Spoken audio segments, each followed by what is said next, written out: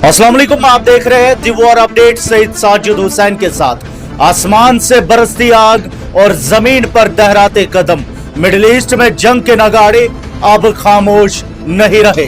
जहां एक तरफ मुज़ाकरात की बातें हो रही है, वहीं तेहरान ने खामोशी से अपनी तलवारें तेज कर ली है।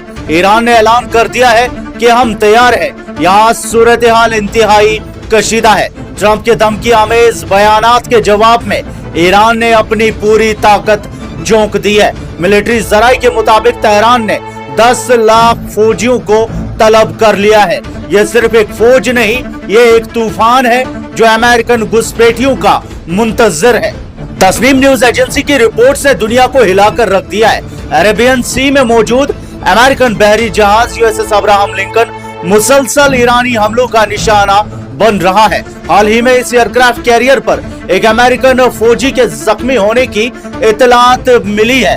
अगरचे अमेरिका इसे महज एक हादसा करार दे रहा है, मगर IRGC ने वाज़ेह कर दिया है कि अमेरिकन बहरी बेड़ा अब कहीं भी महफूज नहीं।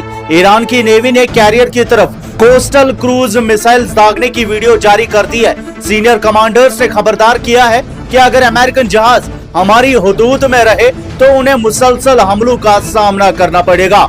ट्रंप का ख्याल है कि वो स्ट्रेट ऑफ हॉर्मुज और खर्ग आइलैंड पर कब्जा कर लेंगे। शायद वो भूल गए हैं कि ईरान ने खर्ग आइलैंड को एक नाकाबिले तशकीर किला बना दिया है। लेयर्ड एयर डिफेंस से लेकर साहिल तक बारूद का जाल बिछा दिया गया है। 22 माइन ड्रॉपर्स अमेरिकन बहरी जहाजों के लिए मौत का पैगाम है। उधर वॉशिंगटन में ट्रंप का दावा है कि ईरान भीख मांग रहा है, मगर हकीकत यह है कि ईरान ने ट्रंप की 15 पॉइंट पीस प्रपोजल को रद्दी की टोकरी में फेंक दिया है, जो पाकिस्तान के जरिए भेजी गई थी। तेहरान ने मुज़ाकरात के लिए अपनी 5 सख्त शराइत सामने रख दी है। ईरान ने मुतालबा किया है कि अमेरिका और इसराइल अपने हमले और कत्लेआम फौरी तौर पर बंद करे, जंग से होने वाले नुकसान का हर्जाना अदा करे और यह तस्लीम करे कि स्ट्रेट ऑफ हॉर्मुज पर ईरान की हुक्मरानी एक कानूनी हक है। आयतुल्लाह सैयद मुज्तबा हुसैनी खामनाई ने ललकारते हुए कहा है कि हम अमन की भीख नहीं मांग रहे, बल्कि ताकत के तवाजुन को बदल रहे हैं। उन्होंने कहा कि ऐ खुद साख्ता सुपर पावर, अगर तुम इस दलदल से निकल सकते हो तो अब तक निकल चुके होते। अपनी शिकस्त को मुआहिदे का नाम मत दो। जब तक तुम्हारे गलीज दिमाग से ईरान के खिलाफ साजिश का ख्याल खत्म नहीं होता, हालात पुराने रुख पर नहीं लौटेंगे। ट्रंप की तजवीज में ईरान के न्यूक्लियर प्रोग्राम को खत्म करने और मिसाइल प्रोग्राम पर पाबंदी की बातें की गई है, मगर ईरान ने इन्हें सिरे से मुस्तरद कर दिया है।